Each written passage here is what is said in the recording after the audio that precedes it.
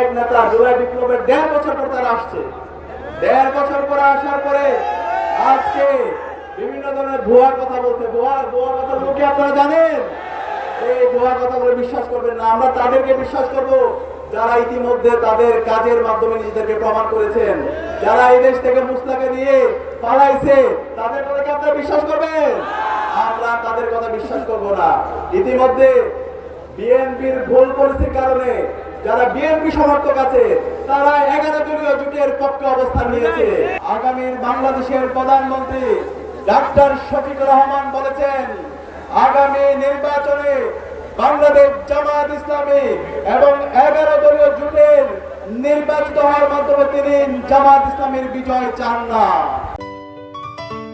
Ceylon টি রপ্তানিতে শীর্ষে।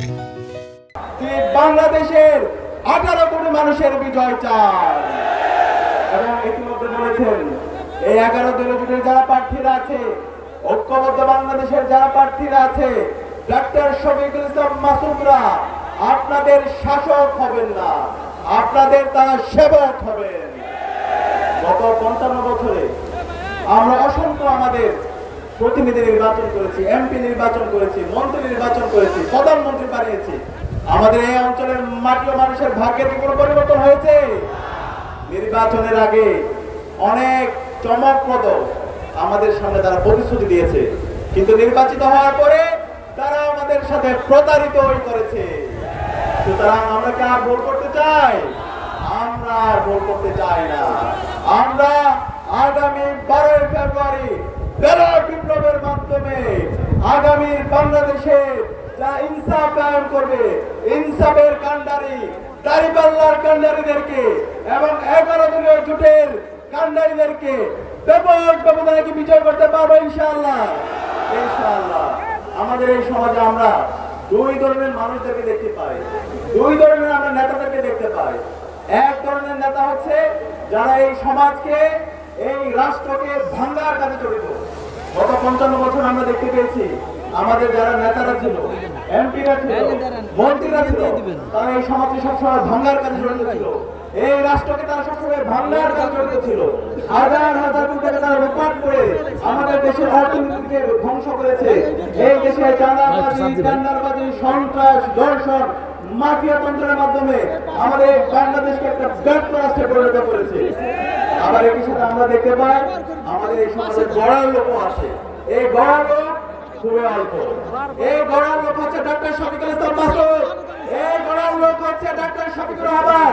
আমরা কথা দিচ্ছি ইনশাআল্লাহ ডাক্তার শফিকুল ইসলাম মাসুদ নির্বাচিত হয়ে এসে আমাদের আগামীর বাংলাদেশের প্রধানমন্ত্রী ডাক্তার শফিকুর রহমানের নেতৃত্বে যে বাংলাদেশ হবে, সে বাংলাদেশ হবে ইনসাফের বাংলাদেশ। সেই বাংলাদেশে আর কোনো জুলুমতন্ত্র থাকবে না, সে বাংলাদেশে কোনো চাঁদাবাজি চলবে না, সে বাংলাদেশে কোনো সন্ত্রাস চলবে না, সে বাংলাদেশে কোনো মাফিয়া তন্ত্র চলবে না। সে বাংলাদেশে সকল মানুষের অধিকার নিশ্চিত করা হবে ইনশাআল্লাহ। ইতিমধ্যে আমাদের নেতা ডাক্তার শফিকুল ইসলাম মাসুদ এবং ডাক্তার শফিকুর রহমান দেখিয়েছেন, বাংলাদেশে যখন সিলেটের মধ্যে বন্যা হয়েছে সবার আগে ডাক্তার শফিকুর রহমান ছুটে গিয়েছেন। যখন উত্তরবঙ্গে বন্যা হয়েছে সবার আগে ডাক্তার শফিকুর রহমান ছুটে গিয়েছেন। বাংলাদেশের যে কোনো সংকটে ডাক্তার শফিকুর রহমান এবং ডাক্তার শফিকুর রহমানের নেতৃত্বে শফিকুল ইসলাম মাসুদ ভাইরা সারা বাংলাদেশ ব্যাপী তারা কাজ করে গিয়েছেন।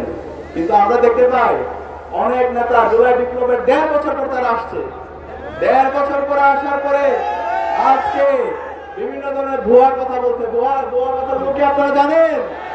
এই ভুয়া কথাগুলো বিশ্বাস করবেন না। আমরা তাদেরকে বিশ্বাস করব যারা ইতিমধ্যে তাদের কাজের মাধ্যমে নিজেদেরকে প্রমাণ করেছেন। যারা এই দেশ থেকে মুসলাকে দিয়ে পালাইছে তাদের কথা কি আপনারা বিশ্বাস করবেন? আমরা তাদের কথা বিশ্বাস করব না। ইতিমধ্যে বিএনপির ভুল পরিস্থিতির কারণে যারা বিএনপি সমর্থক আছে তারা 11 দলীয় জোটের পক্ষে অবস্থান নিয়েছে। আগামীতে 12 ফেব্রুয়ারির 11 দলীয় জোটের যারা প্রার্থীরা আছে, ঐক্যবদ্ধ বাংলাদেশের যারা প্রার্থীরা আছে, দাড়িপাল্লার যারা কান্ডিরা আছে, তারা বিএনপির সবচেয়ে বেশি ভোট পেয়ে আগামীর বাংলাদেশ বিনির্মাণ করবে ইনশাআল্লাহ। আজকের যে ইন্টারিম সরকার, আপনারা শহীদদের রক্তের উপর বসেছেন।